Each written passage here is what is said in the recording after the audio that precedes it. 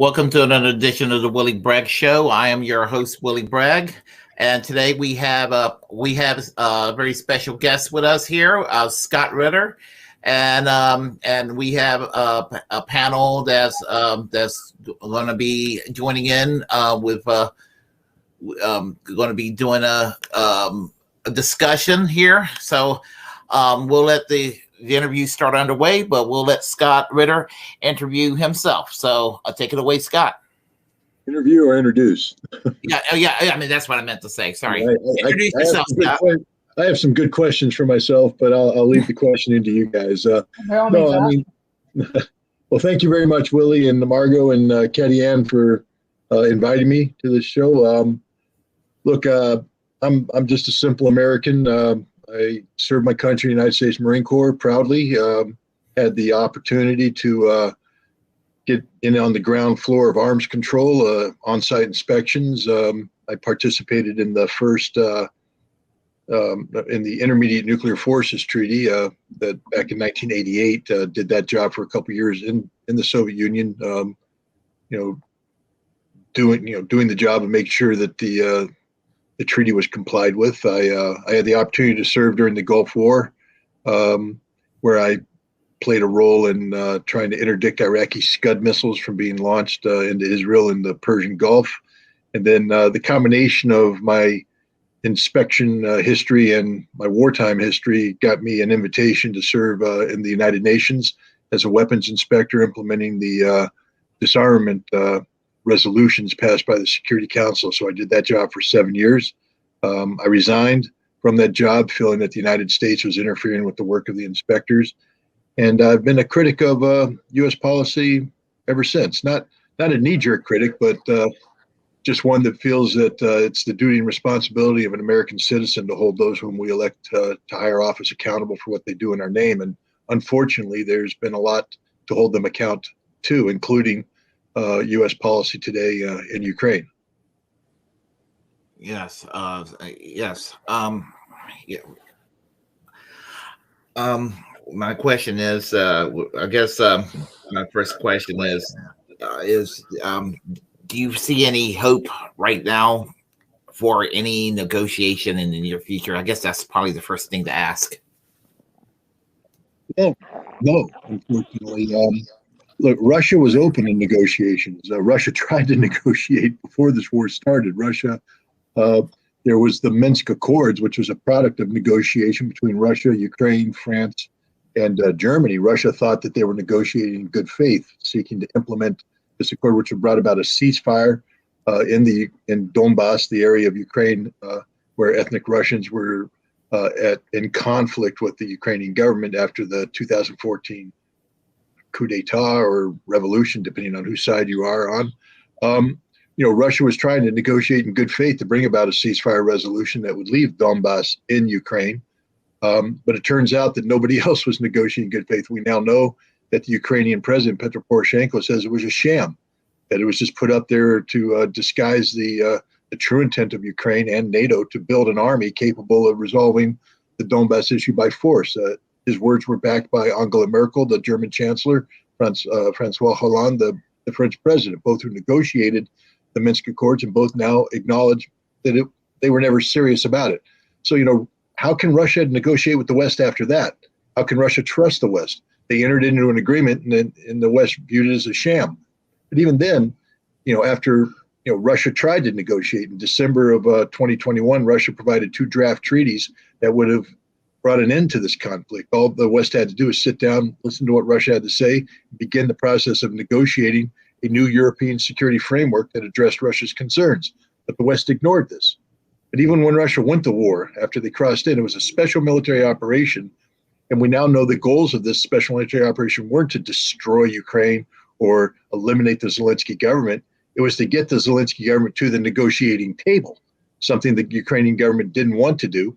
There were 3 negotiations in Gomel in Belarus in early March, and a 4th negotiation scheduled for Istanbul, Turkey on 1 April, where there was a treaty ready to be signed. The Russians had successfully negotiated a treaty that would have brought this conflict to an end. But it was the United States and Great Britain that intervened and killed this treaty because we didn't want this war to end. We wanted this war to continue to bring harm to Russia. So now that Russia is actually in an advantageous position, I don't see Russia, giving this up by negotiating an outcome that the West wasn't willing to accept, early on. I think Russia understands that they can't trust the West anymore. They can't trust the Ukrainians, and that this issue will only be resolved through force of arms. Once Russia wins this war, and I do believe they are going to win this war, then hopefully there will be room to negotiate whatever a post-conflict European security framework looks like. But even then, there's no reason for Russia to ever trust the West again. I mean, they're going to have to, because that's the only way we come up with peace and stability. But the West doesn't deserve to be trusted, not after what they've done. Well, to me, go ahead. Oh, just one point. I was going to say, it seems like at the very best case scenario, we have a second Cold War. At the very best case scenario at this point, worst case, obviously, a nuclear annihilation, meaning the extinction of human civilization. So, I think the best case is what Scott laid out in other talks. That the best case is we realize this is like 1985. We have a fork in the road, and I think you have, Scott, what you said. I think it's very important that one of the problems of ignorance of history is not only will you repeat the mistakes of history, you'll miss the successes.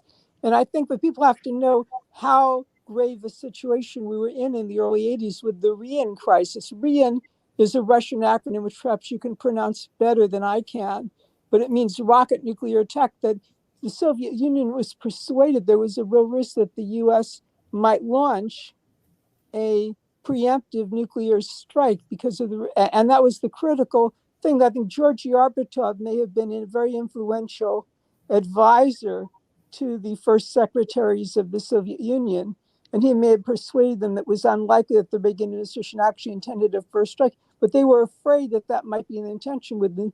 At that point, there was the deployment of Euro missiles. I'm just throwing this in how tense late 1983 was. That was the same year that the film The Day After was released. It was sort of prescient because a few months after the film in November of 1983, there was an operation. I think it was known as Able Arch, and it was also known as maybe Forger and Reforger 1983. And they were afraid because they had the experience, of course, of Operation Barbarossa, which was the Nazi invasion of Russia on June 22nd, 1941, of the Soviet Union. And one of the things that happened, the Germans apparently used maneuvers as a ruse to disguise their intent to launch that strike against the Soviet Union. And so the Soviets were afraid that the US military gains and the NATO military gains in Europe might perhaps be a ruse to conceal a strike with the Pershing II missiles, which had a 5-minute flight time. And that's pretty scary when you have a situation not only where you might have a false alarm, where a false alarm would be credibly true. And nevertheless, Scott, I think in part through your efforts, we moved to the détente of the late 1980s and the Intermediate Forces Treaty. So that's where I see that. I think we have to understand where we were. I think in preparing for perhaps June 22nd of 2024, which will be by June 22nd will be if we have the demonstration on that day, will be the anniversary of Operation Barbarossa in 1941. That we're recognizing that the Soviet Union and the Russian Federation today also feels that vulnerability. And what they wish to know that they are safe. We want a safe Europe. We want a common house of Europe, as Gorbachev said, where Russia will be safe and we will be safe. And I think that comes down to the Doberai part, the trust part of Doberai, the Proberai, trust and verify. Well, I agree 100%. The 1980s, I was in the Marine Corps at that time, and we were actively training to go to war against the Soviet Union. And I'm not talking about little boy war. I'm talking about big boy war. We trained for nuclear weapons. We trained for chemical weapons. And there was every expectation that there was going to be a conflict. And as you rightly pointed out, the introduction of intermediate nuclear forces into Europe, by the United States, created a very unstable situation that, as Able Archer 83 proved, could have easily exploded into an outright nuclear conflict. And it was only because of the implementation of the Intermediate Nuclear Forces Treaty that I believe we avoided that kind of conflict. I say it tongue in cheek oftentimes, but I'm sort of serious. I mean, I don't want you to buy me a beer. I'll drink it if you do. But I keep telling people, shake my hand and buy me a beer, because if it weren't for me and the other inspectors, you'd be dead today. That I mean totally. If it weren't for the work we did, it's work that's ignored, Dave. That's one of the reasons I wrote a book called Disarming the Time of Perestroika, to bring this important treaty to the forefront so people understand what we did, what we accomplished back then. And if it weren't for that treaty, I firmly believe we wouldn't be having this conversation, because we'd all be a pile of radioactive dust somewhere. And yet here we are making the same mistakes today. We're doing the exact same thing. We're getting ready to introduce another generation of intermediate nuclear missiles into Europe. We don't have arms control agreements. There's a freeze in talks, just like back in 1982, 1983. We weren't talking. We're not talking today. We have one treaty in place, the New START Treaty, that expires in 2026. And when that expires, if there's no replacement treaty, then this arms race, this nuclear arms race, will resume. And now there will be, mistrust, ignorance, et cetera, because we don't have inspectors like me on the ground, bringing in, verifying compliance, calming people down. And the human condition is such that we are inherently imperfect. I hope everybody understands that. People say, well, we trust the government to do the right thing. Don't. The government is made up of people like us. And I don't know how many mistakes you guys made today. I've made at least 6 that I'm aware of. And I'm sure by the end of the day, I'll have made about 6, 16, 24 more. I don't know. Now, none of those mistakes hopefully will be fatal.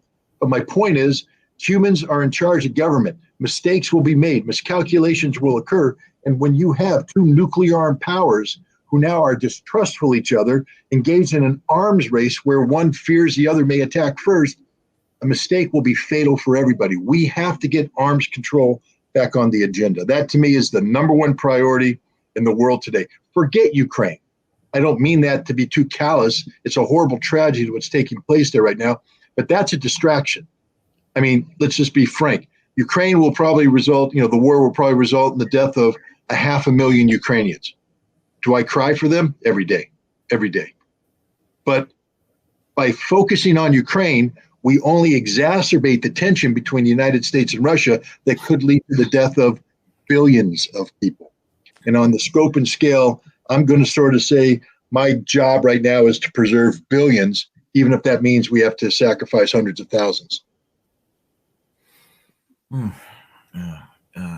Wow. My friend Ryan has a very simple question for you, Scott. Why is your reporting on Ukraine and that rape down, etc., mainstream? What sources do you have access to that the average person doesn't? Or what sources can you put 2 and 2 together from that a non-military person can't? Look, I sit in a little town outside of Albany, New York. I'm not touring the front lines. I haven't been in active duty for years. I don't have a classified, I don't have a clearance. I don't have access to classified information. All I have is life experience. If you take a look at the military people today who served during the global war on terror and such, their experience is low intensity conflict. They know counterinsurgency, they know counter guerrilla warfare, things like that. They don't know large scale ground conflict in Europe. I was trained in it. I came in the Marine Corps in the 1980s when we were transitioning from Vietnam War era thinking to this new concept called maneuver warfare. Maneuver warfare was all about combined arms, about integrating artillery, aircraft, air power, and maneuver forces to fight and win large scale ground combat. And we proved the veracity of this concept during Desert Storm. We took on the world's 4th largest army and we crushed them because we were better trained. We knew how to fight this kind of fight. In preparation for Desert Storm, back in October, November, and December of 1990, I was assigned to an organization called the Warfighting Center at headquarters. Well, it worked at Quantico, Virginia. And I was tasked with doing a very special assignment, which was to find the weak spot in the Iraqi lines that the Marines could focus on attacking. And we used something called the Janus computer. Today they still use it, but it's a better computer because it's had about 30 years to grow and get better software. But it was a pretty cool computer back then. And what I did is I took photographs of the Iraqi defensive positions and I turned them into a computer layout. And then I took the intelligence we had about the Iraqi units, their manpower, their training, their equipment, et cetera, and I overlaid that on the terrain. And then I did the same thing with the Marines. And we programmed in everything, the different weapon systems, the different logistical sustainability, the quality of command and control, could they communicate, et cetera, unit cohesion, morale. And then we would run these simulations. And, when you first did it, I remember the first time we did it, the Marines launched their attack in the computer and the Marines got defeated. We're all sitting there going, that doesn't make any sense. Why would the Marines get beat this badly? We're pretty good at what we do. And then we went back and we took a look at all the different factors we calculated, and we changed them, we adjusted them until we got as close to reality as possible, which showed the Marines were breaking. And the reason why I bring this up is I spent 3 months doing force-on-force analysis of the most minute level. And I got very good at looking at force dispositions on terrain, et cetera, and running the numbers in my head and coming up with an outcome. And this training, this conditioning has, and I will say that the calculations that I came up with by the end of December were exactly what happened when we actually went across the border. 100% accuracy. So I was pretty good. I trained my brain to work that way. So when I look at the war in Ukraine, I'm able to do a similar exercise. I'm able to look at the terrain, look at the defenses, look at the Ukrainian forces, look at the Russian forces, and then I basically apply different, qualifiers to each unit, et cetera, and I run it through my brain and I come up with a result. And that's what I do. And I think it's pretty accurate. It's not 100%. It can't be, but it's pretty accurate. And I think that my approach gives me a qualitative advantage over people who aren't going into that kind of in-depth analysis. So, but people have to take it for what it is. I'm not somebody who I don't get to pick up the phone and call the Kremlin and say, and every time I try to call the Pentagon, they don't answer. So, I don't have any special insight. I just have the experience of being a good analyst, and I'm applying that skill set today, and I'm trying to at least put something out there for people to consider. I would advise anybody who listens to me, don't treat me like the Bible. Just treat me as an additional source of information, and then assess what I say with other people and come up with your own conclusions. Interesting. I have often said that had people listened to you 20 years ago, there would probably be 1 million Iraqis still alive, thousands of American troops still alive and not with missing limbs, and probably $7 or $8 trillion that the U.S. Well, I guess they'll probably be spending it in the Ukraine instead of, putting it to good use in the United States. With regard to and the inevitable takeover of the Ukraine, and I agree with you that I think it's a matter of time before they will. It's just a matter of the might of one country over another. I don't approve of the government of Russia, but I do think that Ukraine is more authoritarian. But I don't think that it would be. I personally don't think that the Ukraine would be, mistreated anymore or be more of a repressed society than it is currently. Although I do not approve of Russia going in there, I do understand why it happened. But when I say these things, a lot of us will be called pro-Russian in that regard. But anyway, your thoughts on that? Well, anytime you have a conflict, it's very difficult to be neutral. And I'll tell you why. It's because we each have our own internal moral compass. And so we are judgmental. And so it's very difficult to have a conflict where we sit there and go, both sides are right. Both sides have an equal case. This is a tough one to call. On this conflict between Russia and Ukraine, this is, to me, as black and white as it gets. History is on the side of Russia, and history is against Ukraine. I'm not going to sit here and sing the praises of Vladimir Putin, but I'm not going to denigrate him either. He's a Russian leader. He's a product of Russia, and how he governs Russia is the business of the Russian people, not our business at all. Keep our noses out of it. I would say, as a student of Russia, that the Russia that he inherited in 1999, when compared and contrasted with the Russia that exists today, he has done a heck of a job in bringing Russia out of the horrible situation they were facing after a decade of economic and political abuse at the hands of the collective West. So part of me says, hey, he's doing something right. And I also take a look at, people say, well, he's a dictator, he's an authoritarian leader, and there is no democracy. I don't know. It seems to me that he's elected every time through a democratic process. And he wins by, 53% of the vote, 61% of the vote. That's not how dictators win elections. Dictators win elections by 99% of the vote. And I also note that the reason why there isn't maybe a viable opposition isn't because he suppressed it. It's because the viable opposition has been bought off by the CIA and MI6 in an effort to undermine Russian society. So I take a look at Russia and I give them a whole bunch of slack, because I'm saying, as imperfect as it is, the imperfections aren't because of a lack of effort on the part of Russia, but because of the work of the United States and others to undermine Russia. So I give Russia a little bit of a slack there. Then I look at the history. Right off the bat, I have problems with the government that in Ukraine that is beholden or promotes somebody like Stepan Bandera as a national hero.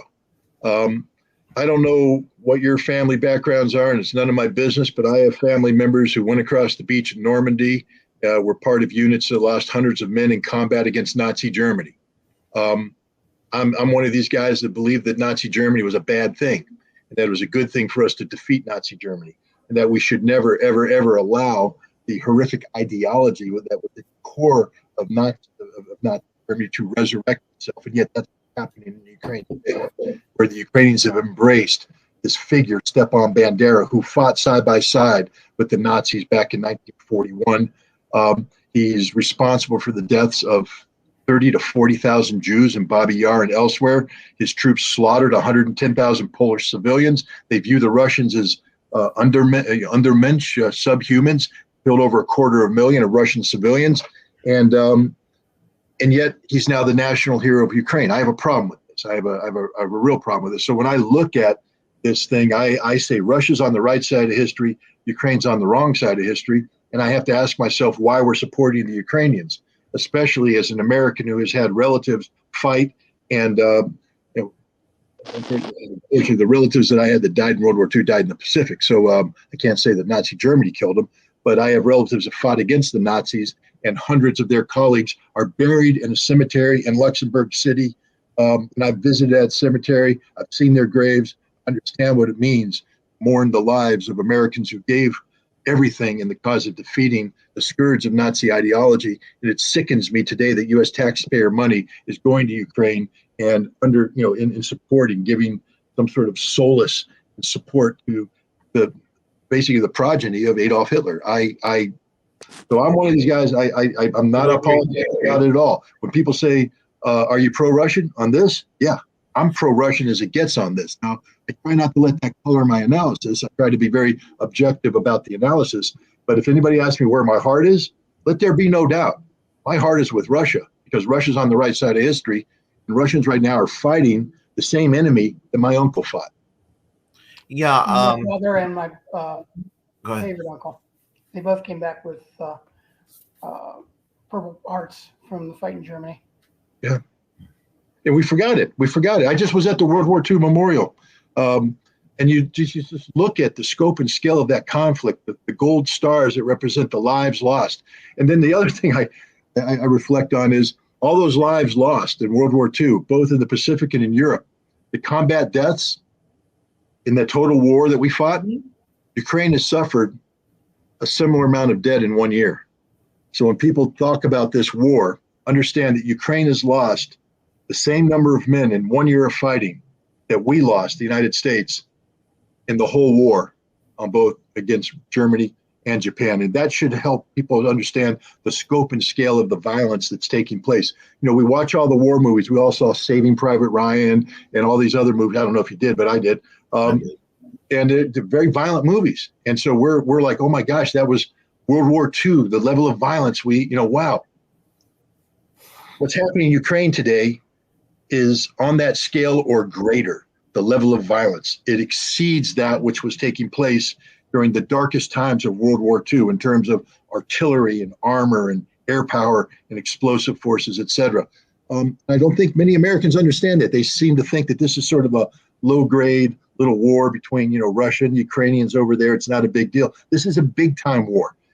General Cavoli, the commander of U.S. forces in Europe right now, said that what's happening in Ukraine was beyond the imagination of NATO. NATO, it's supposed to be training, to fight this kind of fight. He said NATO couldn't comprehend this. Therefore, NATO is not organized, trained, equipped, or ready to fight it. What Russia is doing with Ukraine right now is something that NATO can't do.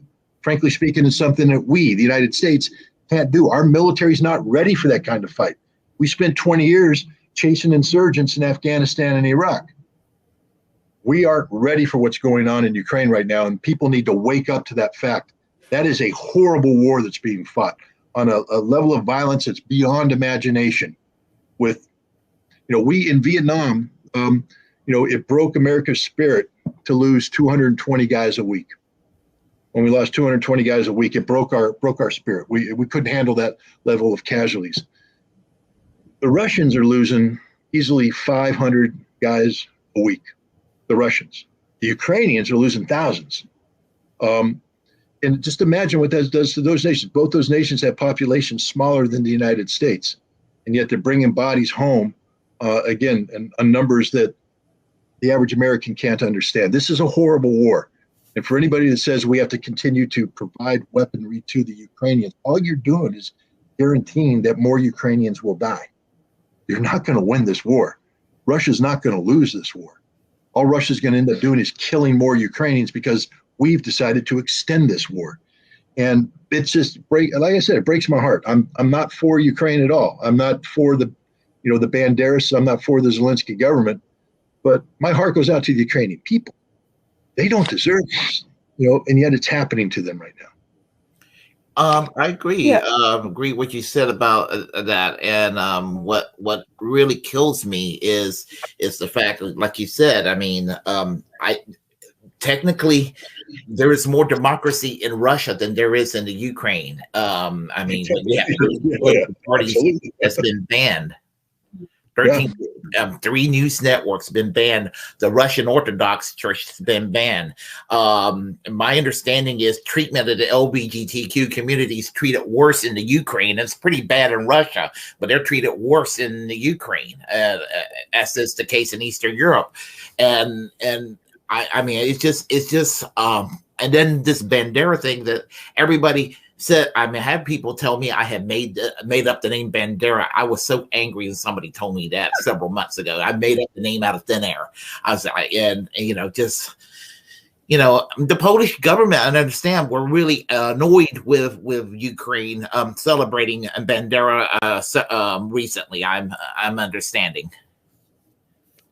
Look, in the part of Western Ukraine, it used to be Poland. And the Banderists went in there in Volyn, and from 1943 to 1944, massacred 110,000 Polish women and children and old men. Massacred them, just straight in, went into the villages, killed everybody in there. Why? Because they were Polish. That was their only sin. Ukrainians view the Poles as subhuman. They don't view them as equals. They view them as lesser beings, and so they slaughtered them like they would slaughter animals. And no Pole has forgotten this, or no Pole should forget this.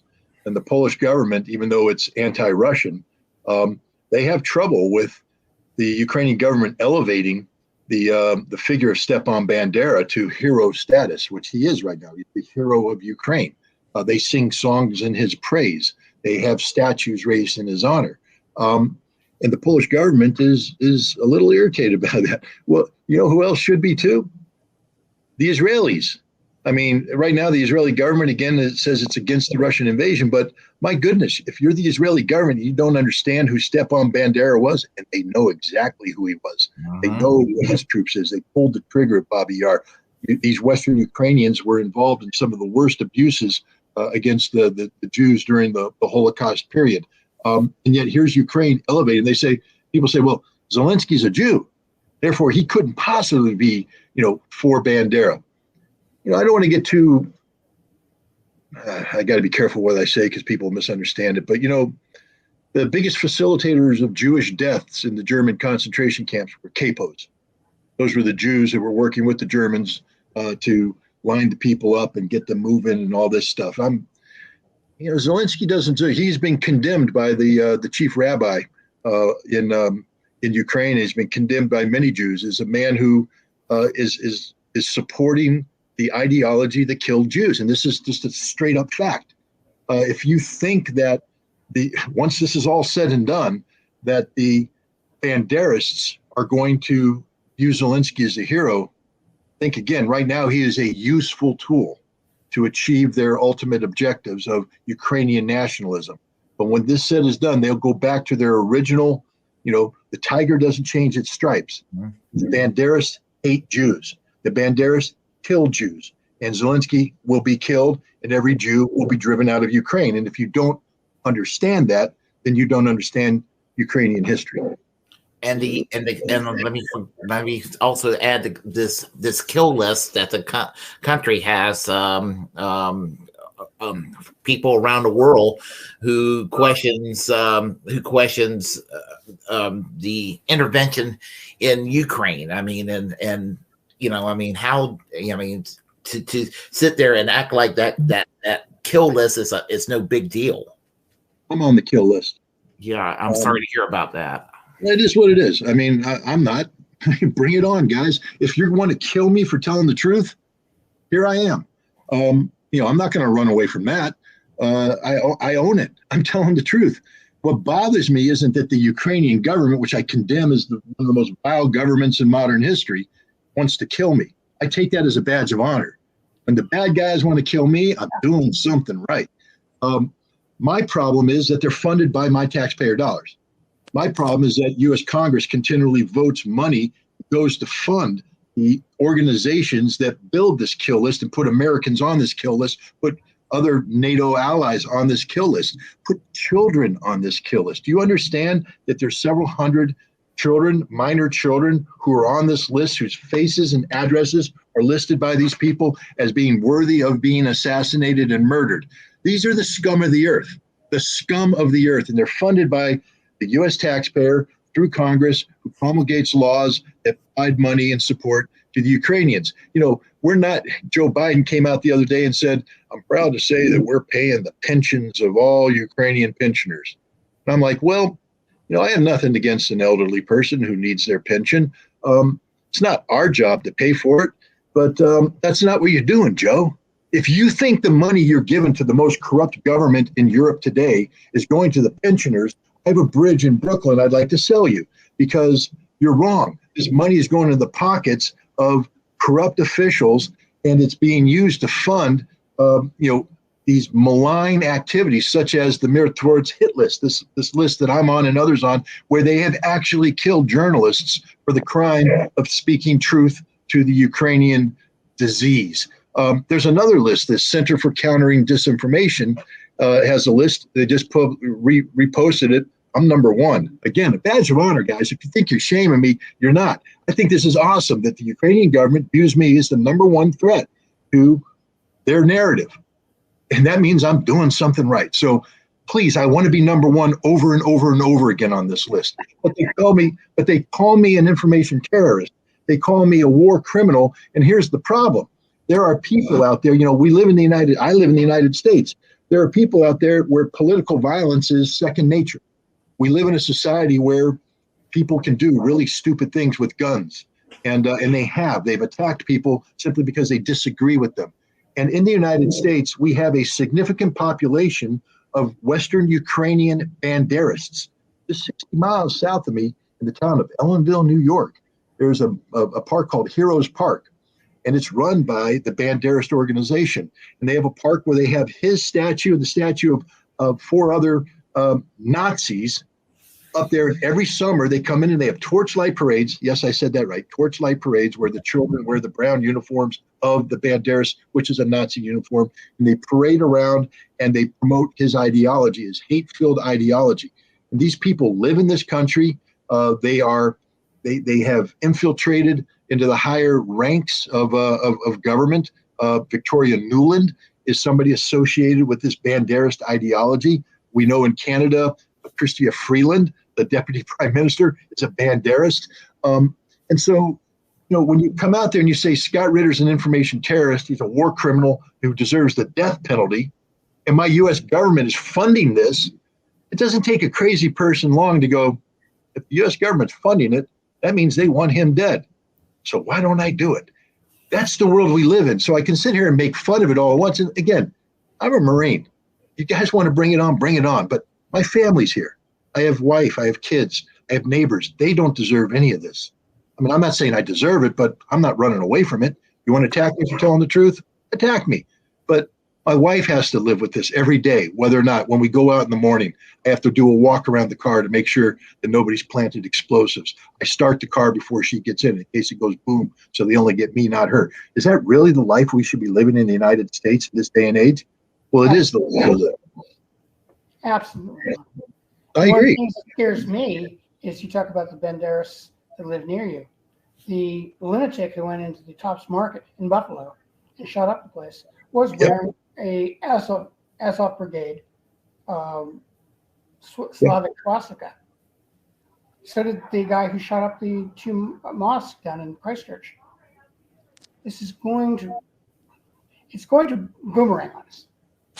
Look, when Congress, I mean, you guys do know that Congress invited Azov members into Congress last year.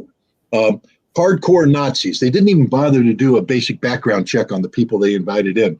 I mean, you had, representatives from Congress who are big LGBTQ supporters. They support this, they support that, and yet they brought in the wife of an Azov person who heads an organization which hunts down, persecutes, and murders LGBTQ people in Ukraine. Brought her in and said, "Oh, aren't you wonderful?"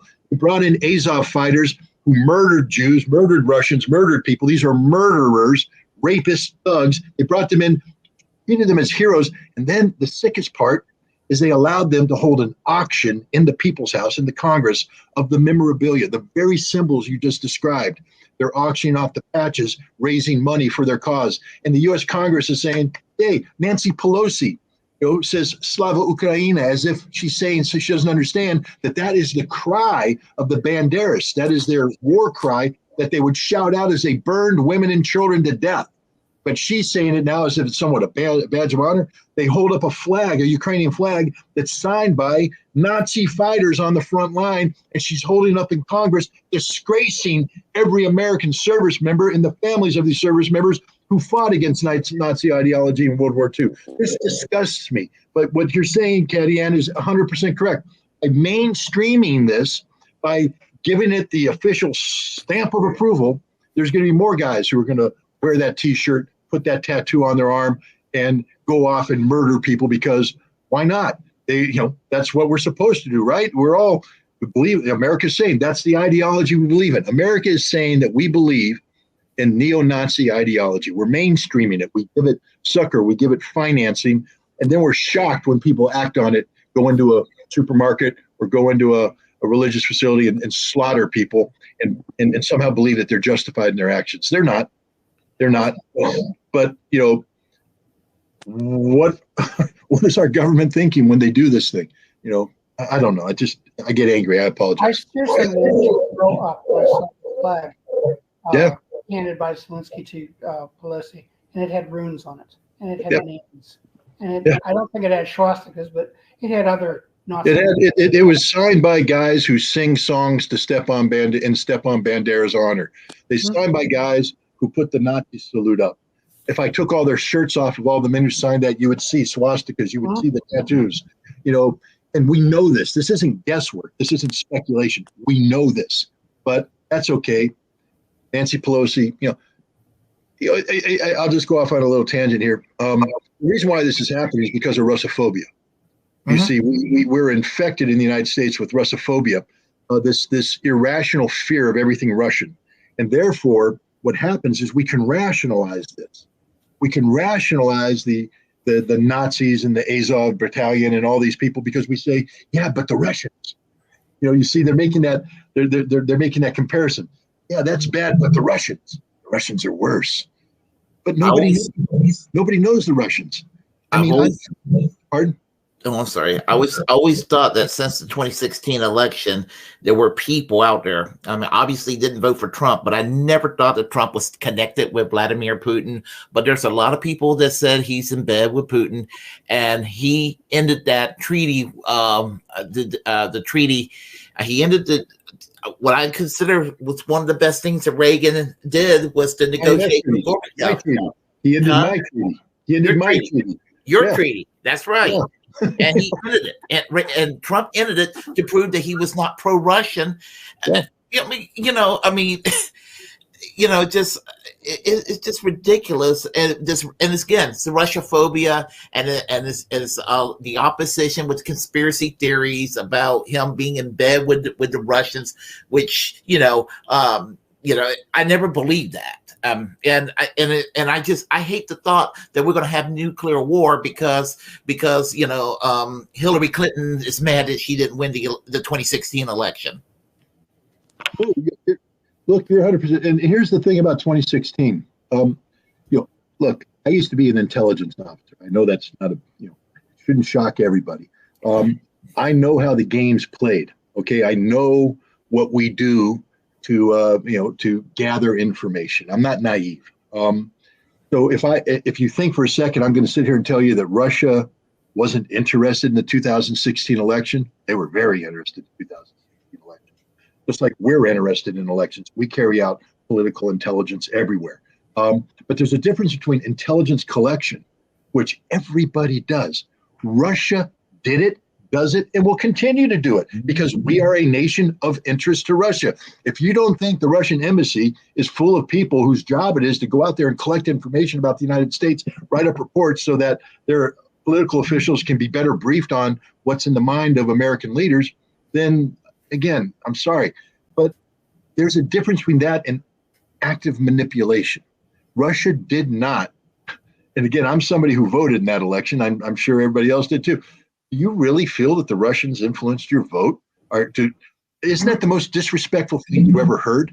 That Russia somehow, by buying $100,000 worth of advertisements on Facebook, which I didn't watch anyways, somehow got in my mind and went, I got to vote for Donald Trump. And I went to the poll like a little robot and I pulled the lever. Or could it just be that Hillary Clinton was a really bad candidate and Donald Trump was able to convince more Americans on the margin that to vote for him? I mean, that's the reality of the American election. The Russians didn't control anything. I'll give you just a quick example. You remember Bloomberg, Mayor Bloomberg, Mike, the billionaire? He spent over $500 million on advertisement, and he assembled the best social media team in the world. Everybody talked about these were the brilliant young kids who knew how to code things and get it in there, subtle things here.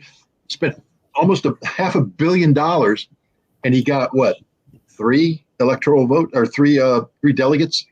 And then so here's a genius who knows how to do it. He hired the best people, gave them all the money in the world, and he couldn't sway the election.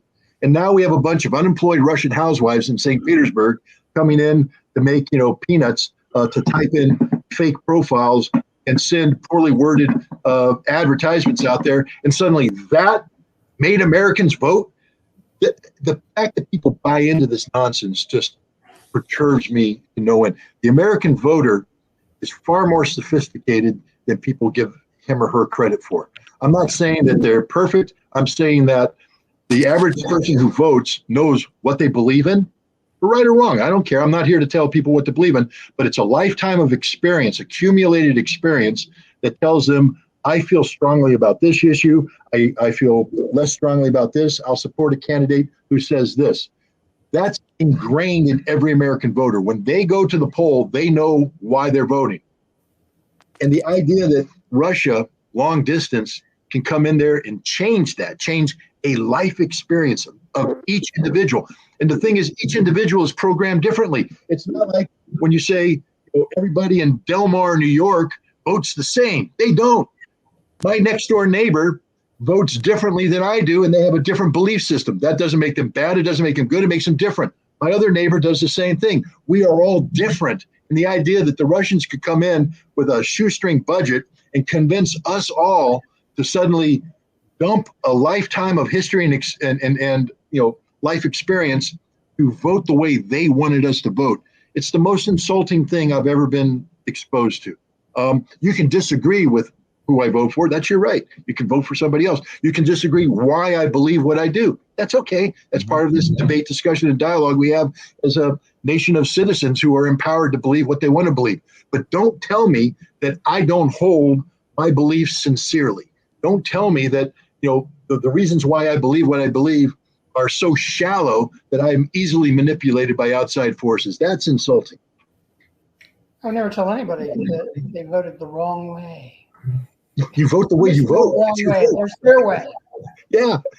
And all I tell people is thank you for voting. Yeah. Thank you for voting. Thank you for being a citizen who actually took the time to go out and participate in a deeply flawed system. I'm not sitting here saying how we select people is good. Not saying that. But the fact is, you went out there and you did your citizens, you did your duty as a citizen, and I applaud that. How you voted, your business, guys. Well, another thing is that allies even do this to each other too. I mean, the Americans and the British would do this to each other, for what I understand, and they will do this to the Israelis, and they'll do this to the French, and don't they? We bought every French political party out there. I mean, I got to use the right name, Chelsea Manning. I can't say the old name because I said that once and I got in trouble for dead naming or something like that. But yep. Pardon? You should have gotten in trouble for doing that. Well, I didn't know I was doing something wrong. I've been educated since then. Okay. And so Chelsea Manning did us all a huge favor. I mean, I think everybody should recognize when Chelsea Manning released the diplomatic cables, got into WikiLeaks, we suddenly were able to peel away the lies of the diplomatic community, the lies of Hillary Clinton, et cetera, and find out that we do some really dirty, dirty, dirty things. We're out there pretending that we're the good guys, but we were buying political parties in France, buying political parties in Italy. These are our allies, supposedly. We were intercepting the communications of Angela Merkel, another ally. We're the worst people in the world when it comes to how we treat our friends. I mean, I don't normally like to quote Henry Kissinger too much, but his observation that it's dangerous to be America's enemy, but it's lethal to be America's friend. It's very accurate. We're the worst friends in the world. Absolutely. Yeah, absolutely. Definitely. I don't know. It's just, I mean, I'm hoping that we'll have an anti-war movement that will kind of alert the consciousness about like you said, about our government, how, and what it does to our liberties and our freedoms, our speech rights, our freedom of the press in relation to Julian Assange, who's not even an American, who will be put in prison for 175 years under the Espionage Act, things of that nature. I mean, it's highly offensive, and I would like to see America wake up to these facts. This is the hardest problem. I bet you, I'll bet you, I'm making a guess here. Your politics are different than my politics. I'm just guessing. I might be a little bit more conservative than you guys. I mean, when I see just a tad. We're okay. Yeah, just a tad, a little bit more conservative. So, but I gave it my best to try and get involved in the anti-war movement during the Iraq period, and I was frustrated to the extreme by what I saw was basically the inability of the political left to organize effectively into an anti-war movement. So I don't hold out much hope right now. I mean, we're fighting the fight, but I don't hold out much hope for an anti-war movement to come together in time to, for instance, alter the outcome in Ukraine. That's why I'm sort of hands off on Ukraine, saying what's going to happen is going to happen. But, my frustrations with the anti-war movement, or the politics and movements in general, doesn't matter. The calendar matters. See, as I said, in 2026, the last arms control treaty between the United States and Russia expires. 2026, February. And when it expires, we're going to go down the path of an arms race that I believe has a very good chance of ending all life on the planet within several years. I'm not optimistic about the survival of the human race if that happens. So what I've been trying to do, and I think Margot, you alluded to this earlier, and this is where I think we might have to be common cause, because I have pie in the sky ideas. Like maybe if enough of us get involved, we can have an outcome. In 1982, in June of 1982, there was this 1 million person rally in Central Park. And it was not against something, it was for disarmament, for arms control. And that rally. People. Pardon? I was one of those 1 million. Well, God bless you. I thank you for what you did. Margaret was at the sister rally on the West Coast, and Willie was too young, so we got it. I was too young. Actually, at the eve of the big rally in New York. But I say it's time that we have to agree to disagree. We agree that we want arms control, so we can disagree over other political issues. If we have a third world war instead. 100%. That's my point. Is people made fun of this this effort that was done last month, this Rage Against the War Machine rally. They're like, how can you bring the right and the left together? It's never going to work, And I'm like, that's the only thing we can do. We have to bring them together. My concern is if we try to make it this anti-war posture, there's too many competing agendas, and it'll fall apart. But if we can all agree on one thing, and to me, the thing that we should agree upon, we should all be able to agree upon, is our desire to stay alive. Our desire to prevent nuclear war, our desire, therefore, to get our government to sit down with the Russians and breathe life into an arms control treaty that'll prevent a nuclear conflict. I think that's something we should all be able to agree upon, because if you say, I don't agree with that, what you're saying is, I support nuclear war and I want to die. And so this is why I took a look at what they did in 1982, what you did, Catty Ann, what you did in 1982, what you did, what Margot did in supporting this, what a million other people plus other people did. You broke the rust off of the American policy machine.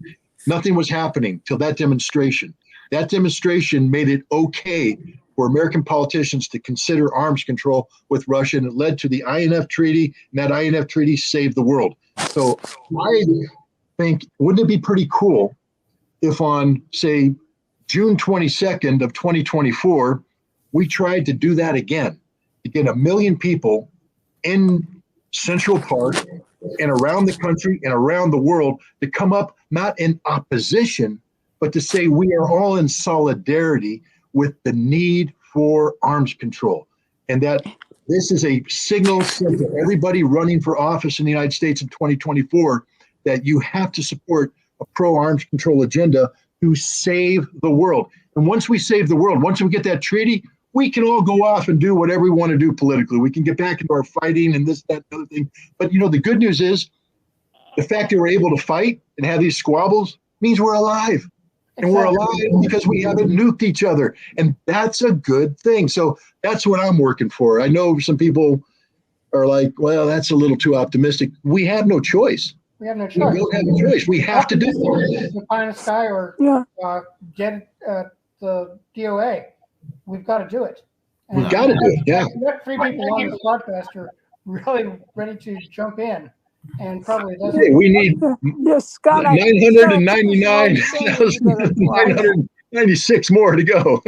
I was majorly chastised for going to this march in Washington D.C., but I didn't give a damn because I mean I'm not here. I wasn't there to examine the ideology of every single person that participated. I'm not that kind of a person. I'm not a cancel culture kind of a lefty, so to speak. And You're a dirtbag leftist. It says so right there under your name. You're a dirtbag leftist. It says right there. I'm reading it. That's true. That's exactly the kind of leftist I am. We don't cancel culture people. We don't silence people who disagree with us. I mean, I'm an old traditional lefty from a long time ago. I don't censor people. I'm not. I'm as woke as all the woke people. I just don't have the authoritarianism as some of the woke young people of today, if that makes any sense. Makes perfect. Look, I'm probably on the other side of the political spectrum, except I believe the same thing. Yeah. I'm a libertarian left. Scott, where you're coming from is where I'm coming from. I hope we can have a very productive journey together to whenever we have this event. And I thought that June 22nd, 2024 was a brilliant choice because that's the 73rd anniversary of Operation Barbarossa. I think we need a remedy to this Russophobia. Yep. Well, we're going to do it. I mean, the bottom line is we're going to do it. Yes. And I also am going to do my best to get Russia involved in this. It might be news story here, but I'm going to Russia in May. And I'm going to be doing a book tour. I'm taking my book that I wrote about the INF Treaty. It's being translated in the Russian language. And I'm going to tour around Russia talking about this message of peace and cooperation, et cetera. And I'm going to be gathering points of contact and stuff. We're going to make a documentary film. And I'm going to bring that back to the United States and travel around the country and try and break down this wall of Russophobia to get people to say we need to give peace a chance. We need to reach out. We have to learn to live together in peace. It doesn't mean that our governments are going to love one another. There's a lot of history there, but it doesn't mean what it should mean is that our people can't like one another. Why can't we like the Russians? Why can't we respect them? Why can't they like us? Why can't they respect us? And the only way that's going to happen is we start communicating at the people level, getting people in touch with people. So this is the journey that I'm going on that's going to lead to Central Park on June 22nd. And I'm encouraging everybody to join me. This isn't, my journey, it's our journey. This is a collective journey. There's no agenda other than life. That's the only agenda is we want to live. And the only way we're going to live is if we get an arms control treaty that reduces the possibility of imminent nuclear demise. And I think we should all be able to agree on that. And afterwards, Willie, you and I can go get a beer and we can talk woke politics and I can talk conservative politics and we can sit there and do what Americans are supposed to do. Sit down and have civil discourse, debate, dialogue about political issues. And we have fun. We shake hands with each other and we respect each other. And then we go vote the way we vote. Exactly. But anyway,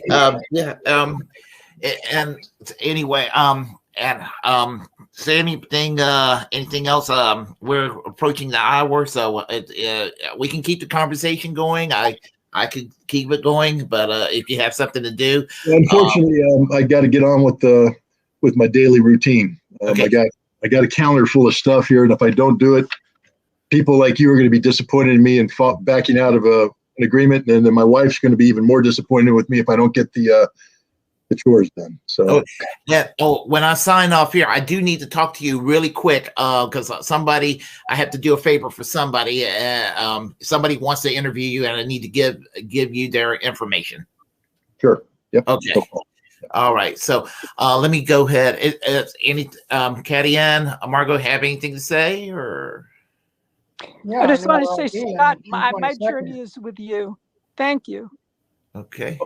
Thank you. We're going to be on June 22nd, 2024. I'll get it right. All right.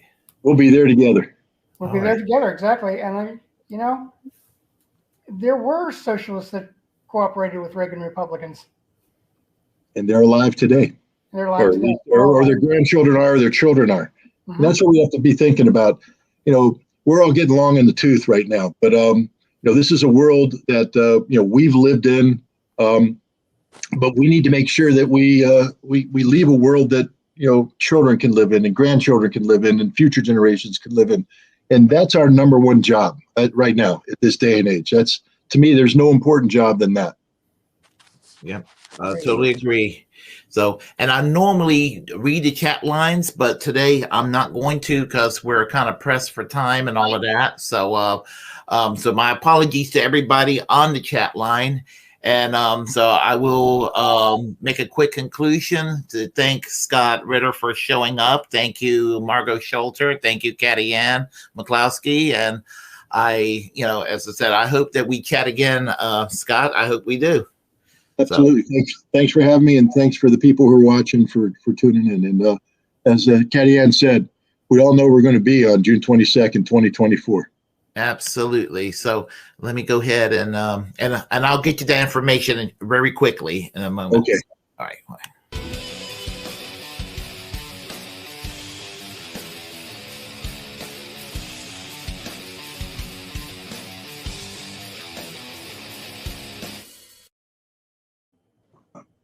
Hey, thank you for this and all that. Let me get that information. His name is Jamar Jabari. He does the Jamar Jabari podcast, and he wanted to interview you. I just got to get a pen. Okay, no problem. I think my dog ate my pen. All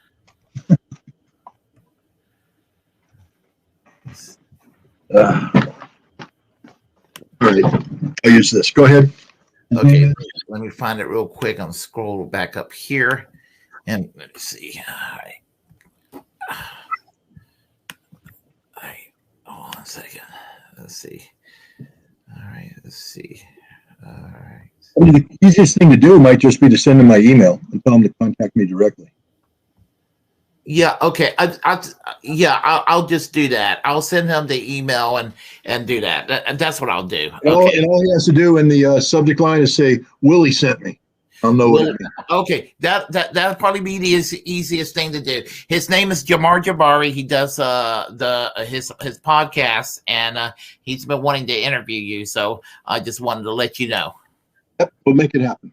Okay. All right. I appreciate that. So all right. So. All right. Thanks, guys. Good talking to you. Take care. Bye-bye. All right. So how did that go, Catty Ann? It went wonderfully. Yep. Oh. What do you think? Yeah. Oh,